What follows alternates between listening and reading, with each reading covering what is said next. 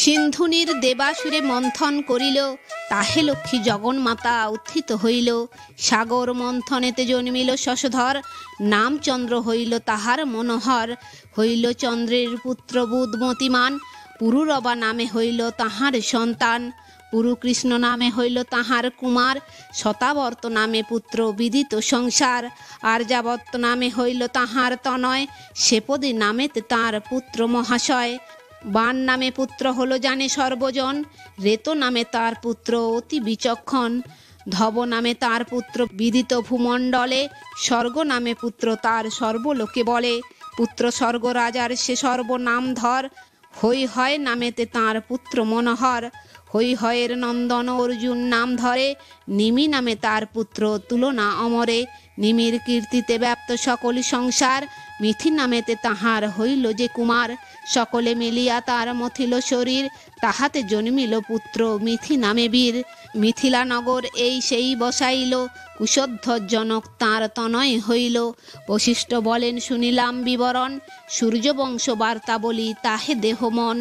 আদি পুরুষের নাম হইল নিরঞ্জন, ব্রহ্মা বিষ্ণু মহেশ্বর পুত্র তিনজন। তিন পুত্র হইল তনয়া এক জানি, সকলে তাহার নাম রাখিল কন্দিনী। জরৎকার মুনিপুত্র নারদ বিনা পানি, তাহাকে বিবাহ দিল কন্দিনী ভগিনী। সবে গীত গায় নারদ বাজায় বেণু, তাহাতে জন্মিল কন্যা নাম তার ভানু। তাহাকে বিবাহ দিল যমদগ্ন বরে, এক অংশে নারায়ণ জন্মে তার ঘরে।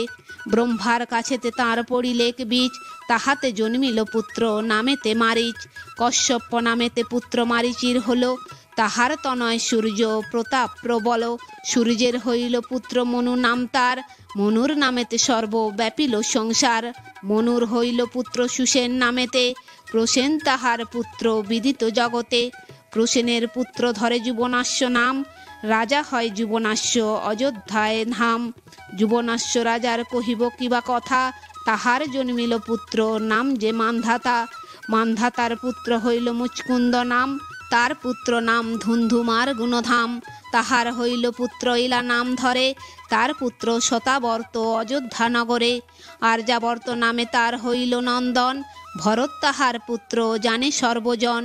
ভরত রাজার আর কি কব আখ্যান, যার নামে পৃথিবীতে ভারত পুরাণ।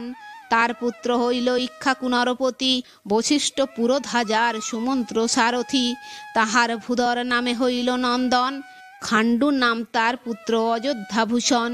হইল খাণ্ডের সুতদণ্ড নাম ধরে, হরিবীজ তার পুত্র বিদিত সংসারে। হরিবীজ পুত্র নামে হরিশ্চন্দ্র রাজা, যার দান লইল বিশ্বামিত্র মহাতেজা। হরিশ্চন্দ্র রাজ্য করে পূর্ণ অভিলাষ, তাহার হইল পুত্র রামে রুহিদাস। সে রুহিদাসের পুত্র নাম মৃত্যুঞ্জয়, ত্রিশঙ্কু তাহার পুত্র যিনি তপময়। তার পুত্র রুক্কাঙ্গদ অযোধ্যা নিবাসী, দ্বাদশ বৎসর কাল ধরে একাদশী। রুক্কাঙ্গদ জন্মাইল ধর্মাত্মনয়, তার পুত্র হইল মরুত মহাশয়। অনরণ্য তার সুত জানে সর্বজন, তাহাকে মারিয়া গেল লঙ্কার রাবণ। তাহার হইল পুত্র বাহু নৃপবর, শিবভক্ত নাম তার হইল সাগর। অসমঞ্জ নামে তার হইল নন্দন, তার সুত অংশুমান ধর্মপরায়ণ। অংশুমান রাজা রাজ্য করিয়া কৌতুকে, মরিলেন তার বংশ আর নাহি থাকে। ভগীরথ তার সুত অযোধ্যা নগরে, গঙ্গা আনি উদ্ধারিলে দেব দৈত্য নরে। বিতপত নামে তার হইল নন্দন, বিকর্ণ তাহার পুত্র অযোধ্যাভূষণ। তাহার হইল সুত অমর সিরাজন, দিলীপ তাহার পুত্র জানে সর্বজন। দিলীপ তনয় রঘু বড় বলবান, রঘুবংশ বলি যার বংশের আখ্যান। রঘুর তনয়ে অজপিতার সমান, তার পুত্র দশরথ দেখো বিদ্যমান। দশরথ রাজা শৌর্য বীর্য গুণধাম, তার জ্যেষ্ঠ পুত্র এই ধার্মিক শ্রীরাম।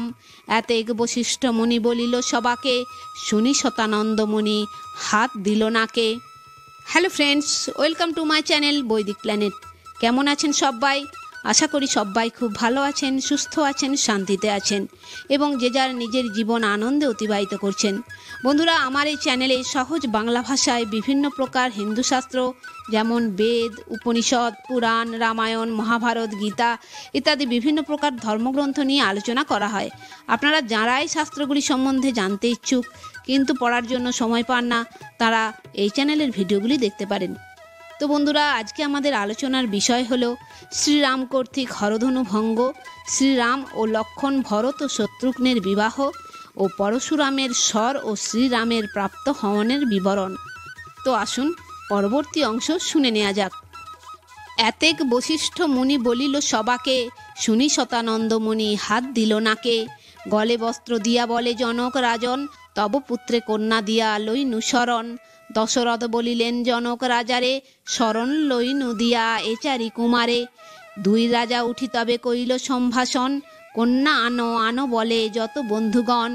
হেন বেশভূষণ পরায় সখীগণ, যাহাতে মোহিত হয় শ্রীরামের মন। চিরুনিতে কেশ আঁচড়াইয়া সখীগণ, চুল বান্ধি পরাইল অঙ্গে আভরণ। কপালে তিলক আর নির্মল সিঁদুর, বাল সূর্য সমতেজ দেখিতে প্রচুর। উপর হাতেতে দিল তার স্বর্ণময়, সুবর্ণের কর্ণফুলে শোভে কর্ণদয়। দুই বাহু শঙ্খেতে শোভিল বিলক্ষণ, শঙ্খের উপরে সাজে সোনার কঙ্কন। বসন পরায়ে তারে সুন্দর প্রচুর, দুই পায়ে দিল তার বাজন নূপুর। চারি ভগিনীতে বেশ করে বিলক্ষণ, তখন মণ্ডপে গিয়া দিল দর্শন। পুষ্পাঞ্জলি দিয়া তবে নমস্কার করে, প্রদক্ষিণ 7 বার করিল রামেরে। অন্তঃপট ঘুচাইল যত বন্ধুগণ, সীতারামে পরস্পর হইল দর্শন। জলধারা দিয়া তারা কন্যা নিল পরে, শোয়াইল জানকীরে অন্ধকার ঘরে। বরকে আনিতে আজ্ঞা করে সখীগণ, আসিয়া করুণ রাম ষষ্ঠীর পূজন। হাতে ধরি আনাইল রামেরে তখন, হাতে ধরি তোলো সীতা বলে বন্ধুজন। তখন ভাবেন মনে সীতা ঠাকুরানী, পায়ে হাত দেন পাছে রাম গুণমণি। করিলেন সীতা বাম হস্তে শঙ্খধ্বনি, হাতে ধরি সীতারে তোলেন রঘুমণি। স্ত্রীলোকেরা পরিহাস করে ছল পেয়ে, কেহ বলে হাতে ধরে কেহ বলে পায়ে। পূর্বাপর বর কন্যা আসে দুইজনে, রোহিণীর সহচন্দ্র যেমন গগনে। কন্যাদান করে রাজা বিবিধ প্রকারে, পঞ্চহরিতকি দিয়া পরিহাস করে। বহু দাস দাসী রাজা দিল কন্যা বরে, জলধারা দিয়া কন্যা বর লইল ঘরে। রাজরানী গিয়া পরে করিল রন্ধন, কন্যা বর দুইজনে করিল ভোজন।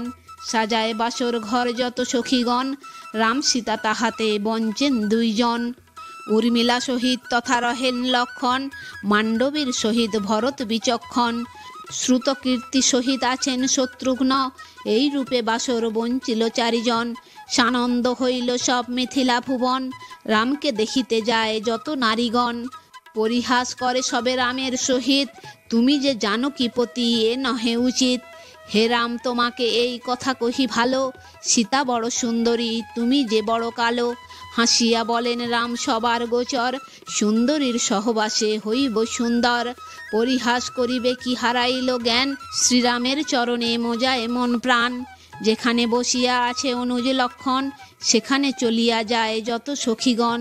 অগ্রজ যেমন তার অনুজ তেমন, ভুলিল রামের তারা হেরিয়া লক্ষণ। এই রূপে চারি স্থানে করি দর্শন, মানিল কামিনীগণ সফল নয়ন। চারি ভাই তুল্য চারি লইয়া সুন্দরী, নানা সুখে কৌতুকে বঞ্চেন বিভাবরী। প্রভাত হইল নিশি উদিত তপন, সভা করি বসিলেন যত বন্ধুগণ। বাজিল আনন্দ বাদ্য জনক ভবনে, বিদায় মাগেন গিয়া বশিষ্ঠ ব্রাহ্মণে। জনক বলেন অতি হইয়া কাতর, রাম সীতা রাখি যাও একটি বৎসর। হাসিয়া বলেন তবে অজের নন্দন, শরীর লইয়া যাব রাখিয়া জীবন। বলেন জনক রাজা শুনো হে রাজন, সকলে আমার ঘরে করিবে ভোজন। ভালো ভালো বলিয়া দিলেন অনুমতি, আয়োজন করিলেন জনক ভূপতি। রাজা রানী ঘরে গিয়া দেখেন রন্ধন, সূক্ষ্ম অন্ন সহ আর 50 ব্যঞ্জন। স্নান করিয়া আসিয়া যতেক প্রজাগণ, আনন্দিত হয়ে সবে করেন ভোজন। ভোজন করেন রাম পরম হরষে, দধি দুগ্ধ দিল রাজা ভোজনাবশেষে। সুতৃপ্ত হইল রাজা করে আচমন, কর্পূর তাম্বুলে করে মুখের শোধন। সে রাত্রি থাকেন রাম তথা পূর্ববৎ, প্রাতঃকালে বিদায় মাগেন দশরথ। রাম সীতা চতুর্দলে করি আরোহণ, দিন দ্বিজ দুঃখীরে করেন বিতরণ। দিব্য বস্ত্র পরিধান মাথায় টোপর, দুর্বাদল শ্যাম রাম হাতে ধনুস্বর। পরে 3 ভ্রাতা চাপিলেন চতুর্দলে, পরম আনন্দে রাজা অযোধ্যায় চলে। দেবরথে চড়িলেন বশিষ্ঠ ব্রাহ্মণ, কিন্তু চতুর্দিকে রাজা দেখে অলক্ষণ। রাজা বলিলেন, শুনো বশিষ্ঠ ব্রাহ্মণ, চারিদিকে দেখি কেন এত অলক্ষণ?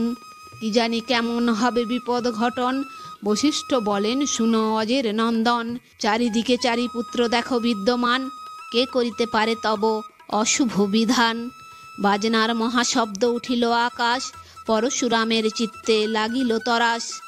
মিথিলাতে শুনি কেন বাদ্যের বাজন, সীতাকে বিবাহ করে বুঝি কোন জন?